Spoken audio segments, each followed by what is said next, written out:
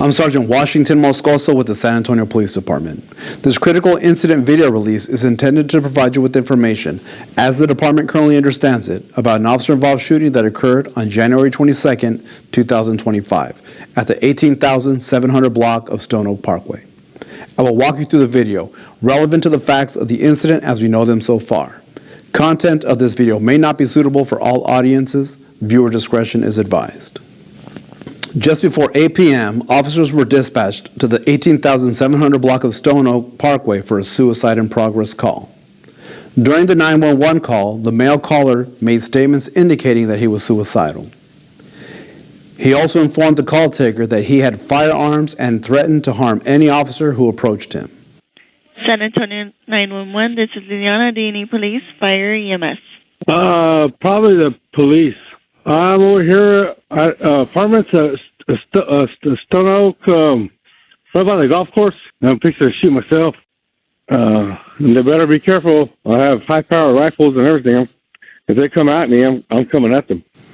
As officers were coordinating their response at a nearby parking lot, a second call came out at the location.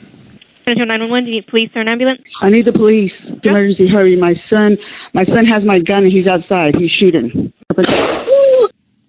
This time, it was for a shooting in progress called in by the suspect's family member who was at the location. Multiple calls were also made to 911 about the shooting at the location. Officers immediately made the location of the shooting.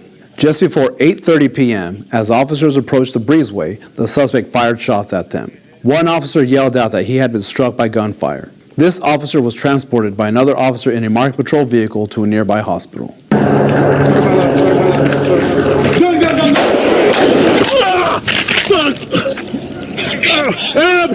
I'm hit!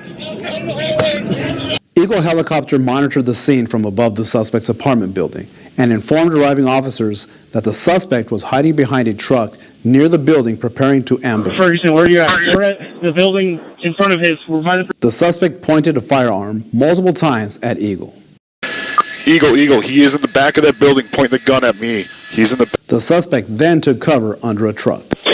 Just after 9 p.m., officers on the ground were developing a plan to take the suspect into custody when the suspect suddenly came out from under the truck, pointed the firearm multiple times at Eagle, and ran back into the apartment. Once inside the apartment, the suspect began shooting out of a window towards the officers, striking additional patrol officers. At least one officer returned fire at the suspect. Multiple injured officers were transported to local hospitals either by EMS or by other police officers. A perimeter was set up around the apartment until SWAT arrived at the scene. As soon as you come in, it's going to be towards building 10. He's shooting outside the window. We got 2 officers shot. We need that armor in front of that window. Here is another view from an officer's body-worn camera of when the second group of officers were shot by the suspect. Obstruction. They're moving backwards. As SWAT officers arrived at the scene, the suspect opened fire at them from inside the apartment. No SWAT officers were injured during the gunfire exchange. SWAT officers inside armored vehicles attempted different tactics to contact the suspect for peaceful resolution. After several hours of negotiation and various unsuccessful techniques, SWAT officers in elevated positions inside and outside of armored vehicles fired shots, striking the suspect. Throughout this incident, the suspect continued to fire at officers from inside his apartment. Because of the tactical positioning during the encounter, the SWAT body-worn cameras did not capture the moment when the suspect was shot. These are some of the firearms recovered at the scene that the suspect is believed to have used to shoot at officers. The suspect, identified as 46-year-old Brandon Scott Poulos, was pronounced deceased at the scene.